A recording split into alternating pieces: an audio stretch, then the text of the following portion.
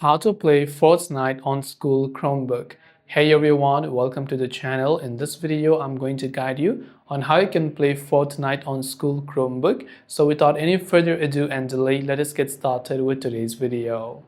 If you want to play Fortnite on your Chromebook, whether it is a school Chromebook or whatever else, because Chromebook is only just meant for browsers, you can still use some cloud gaming techniques in order to play on Chromebook. So you can go to this website called easyfun.gg, which is a cloud gaming service. Here in the search bar, of course, you can go ahead and search for the Fortnite game. And if the game is available there, you can see Fortnite is available. So you can simply select that game like this.